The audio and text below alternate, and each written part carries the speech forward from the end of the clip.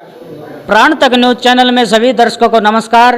और आज हम हैं गांव बलियाली में और यहाँ पे एक कार्यक्रम हो रहा है। उस कार्यक्रम के बारे में जानेंगे कि इसका उद्देश्य क्या है। और ये कार्यक्रम 5 अप्रैल दिल्ली चलो मजदूर किसान संघर्ष रैली जत्था अभियान, ये सीटू जो संगठन है किसान सभा खेत मजदूर यूनियन।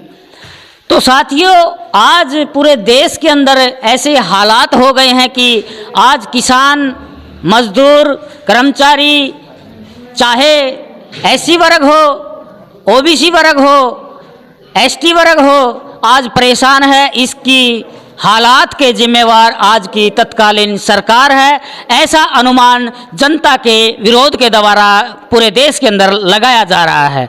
तो हम बात करेंगे यहाँ पे जो नेतागण आए हुए हैं किसानों के, मजदूरों के। नमस्कार साथियों।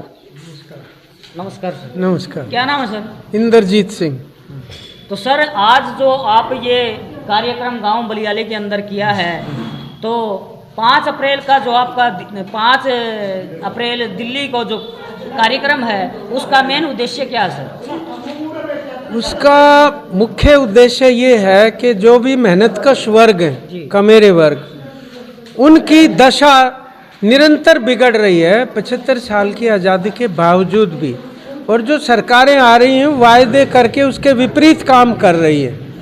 तो चाहे वो रोजगार का सवाल है, चाहे वो महंगाई का या भ्रष्टाचार का है, किसी प्रकार से विकास का नाम लेकर जो आए थे, कोई विकास नहीं हो रहा, बल्कि कुल मिलाकर लोगों के जीवन स्तर के अंदर एक बहुत बड़ी गिरावट है, हम ये कह सकते हैं। तो ये बहुत ही चिंताजनक स्थिति है एक तरह से। और हम ये मानते हैं कि इसके लिए वो नीतियां जिम्मेदार हैं जिसको हम निजीकरण और उदारीकरण की नीति कहते हैं। उदारीकरण का मतलब ये है कि सरकार अपने नियमों को इस तरह उदार कर दे जिससे पूंजीपति वर्ग और देशी विदेशी जो कारपोरेट है उनको फायदा होता है। उदारता या उनके नाम की है, लोगों के ऊपर सख्ती है, यानी कच्ची नौकरी और स्थायी काम के लिए स्थायी ना करना, उसको समान काम के लिए समान वेतन ना देना, और शिक्षा और स्वास्थ्य को बर्बाद करना। और जितने भी सरकारी अदारे जो जनता की सेवा के लिए बने होते हैं, चाहे रेलवे है, रोडवेज है, शिक्षा है, स्वास्थ्य है, पीडब्ल्यूडी है, बिजली है, उनका निजीकरण अब कर रहे हैं। यानी वो हैं जनता की सेवा के लिए, अब वो प्राइवेट हाथों में जाने के बाद ये सारी सेवाएं लोगों ने खरीदनी पड़े। इसका मतलब ये है। और पिछले 30 साल से लगातार लोग इस बात का अनुभव कर रहे हैं। तो हम चाहते हैं नीतियों में परिवर्तन किया जाए।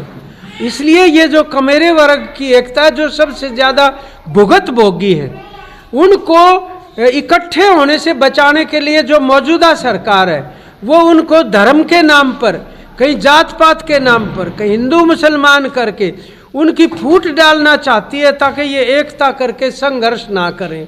तो हम ये संदेश लेके लोगों के बीच में जा रहे हैं कि आज के दिन सरकार जो दावे कर रही है झूठे और जो जुमलेबाजी कर रही है, दिल्ली में जाके हम ये प्रदर्शित करना चाहते हैं देश के सामने कि सरकार झूठ बोल रही है। और असल में सच्चाई ये है जो आज लोगों के हुजूम के रूप में वहाँ से है। और हम समझते हैं कि एक वैकल्पिक नीतियों का रास्ता भी इसी प्रकार की इस उभार से निकलेगा।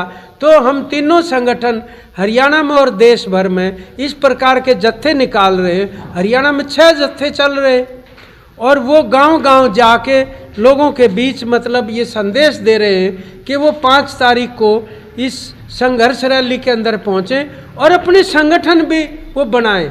आज देखो कितनी बर्बादी फसलों की हुई है बारिश से, ओलावृष्टि से। तो वो कह तो देते हैं हम गिरदावरी करवाएंगे और ये करेंगे, 3-3, 4-4 साल के मुआवजे खराब फसलों के अब तक मिले नहीं है। तो ये संवेदनहीनता इस प्रकार की बनी हुई है, इन मुद्दों को भी हम उठाएंगे। तो सर, आज पूरे देश के अंदर एक बड़ा जो संगठन है ओबीसी महासभा, वो एक जातीय जनगणना की आवाज़ उठा रहा है। कि पूरे देश के अंदर बीजेपी सरकार आने के बाद चीतों की गिनती होती है, पक्षियों की गिनती होती है, जानवरों की गिनती होती है, लेकिन इंसानों की गिनती नहीं होती। और जब तक इंसानों की गिनती नहीं होगी तो हम हमारी जो व्यवस्था है, जो सरकारी नौकरियों की व्यवस्था है या आर्थिक व्यवस्था है, उसको हम वितरण नहीं कर सकते। इसके बारे में क्या कहना है? देखिए, जो सामाजिक संगठन है इस तरह के, उनकी ये बात जायज़ है और हम ये अपने हिसाब से उन्हीं के अंदर मजदूर भी हैं और किसान भी हैं, तो हम एक स्तर पे तो वर्गीय एकता करते हैं उनकी, लेकिन दूसरे स्तर पर सामाजिक सवालों के ऊपर भी उनका संबोधन करना जरूरी है। तो उनका ये कहना उचित है कि ओबीसी की जो गणना है वो अलग से रिकॉर्ड की जानी चाहिए जनगणना के मौके पर। ये मांग कई सालों से है और कई राज्य सरकारों ने इसका समर्थन किया है, हम भी इसका समर्थन करते हैं। उसका कारण ये है कि बजट में जो प्लानिंग जिसको कहते हैं, योजना बनाते हुए सही सही आंकड़े सामने होंगे ना, तो आर्थिक के साथ साथ सामाजिक पिछड़ेपन के मापदंड भी सामने आने जरूरी हैं, ताकि प्राथमिकता के आधार पे उनकी मुख्य समस्याओं का संबोधन और जो बजट अलॉटमेंट है वो उनकी जनसंख्या के अनुपात में हो। तो ये जायज़ मांग है, निश्चित रूप से उसका भी हम समर्थन करते हैं। तो सर, आज पूरे देश के अंदर एक बहुत बड़ी समस्या जो सभी राजनीतिक संगठनों के सामने है और बीजेपी को छोड़ के, क्योंकि अभी शरद पवार जी ने एक कार्यक्रम किया है परसों ही, तो उसके अंदर सभी सामाजिक जो राजनीतिक संगठन है उसमें आए थे ईवीएम के मुद्दे को लेकर, कि ईवीएम है जो वो पारदर्शिता इलेक्शन नहीं हो सकता। इसके बारे में सर देखिए, जो क्या ख्याल? मतलब चुनाव प्रणाली में जो सुधार का सवाल है उसके अंदर ये बात नए सिरे से जुड़ गई है और उसका कारण ये है कि लोगों का इस मशीन से विश्वास उठ रहा है, क्योंकि इलेक्ट्रॉनिक मशीन है और ऐसी ऐसी टेक्नोलॉजी आने लग गई।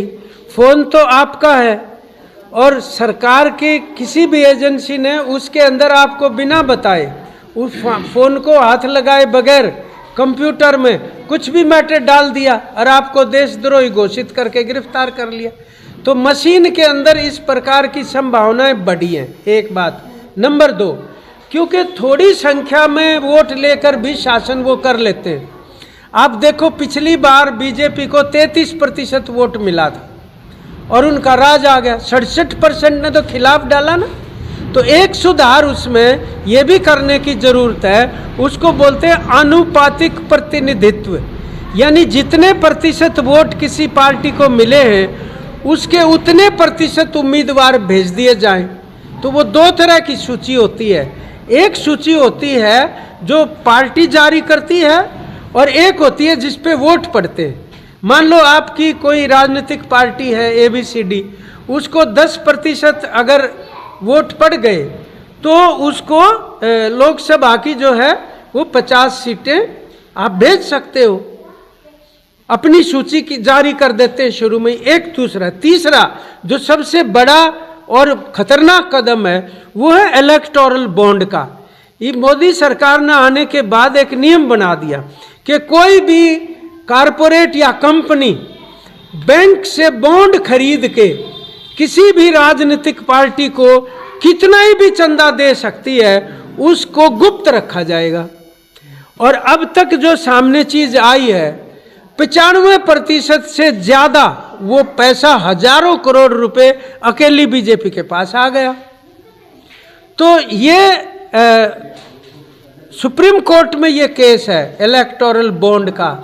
खुद चुनाव आयोग ने आपत्ति प्रकट की थी इसके ऊपर, सुनवाई नहीं हुई। ये बिल्कुल चुनाव प्रणाली का फर्जीवाड़ा है। आप ये कह सकते हो कि कंपनियां अपनी मर्जी से वो ऐसा कर सकती हैं। तो सर, और चौथी बात ये ईवीएम वाली जो आप कह रहे हो, वो बहुत सारे देशों में पहले ईवीएम थी, अब वहाँ दोबारा से बैलेट पेपर कागज वाला आ गया। तो अगर लोग चाहते हैं तो उनकी शंका का समाधान होना जरूरी है। तो सर, जो सीटू किसान सभा है उसका आज का जो मेन उद्देश्य है वो जनता को आप क्या संदेश देना चाहोगे? हम जनता को ये संदेश दे रहे हैं कि जो कमेरे वर्ग हैं इन्हीं से उत्पादन हो रहा है देश में, उन्हीं से देश का निर्माण हो रहा है। तो उनका जो जायज जो न्यायपूर्ण हिस्सा बनता है विकास के अंदर, वो उनको मिलना चाहिए और उसके लिए जरूरी है नीति परिवर्तन की लड़ाई लड़ना। तो ये 5 अप्रैल की रैली से नीति परिवर्तन का एक बड़ा संघर्ष पूरे देश में चलेगा, उसका वो हिस्सा बने, तभी इनकी मुक्ति की और बराबरी की ओर हम बढ़ सकते हैं।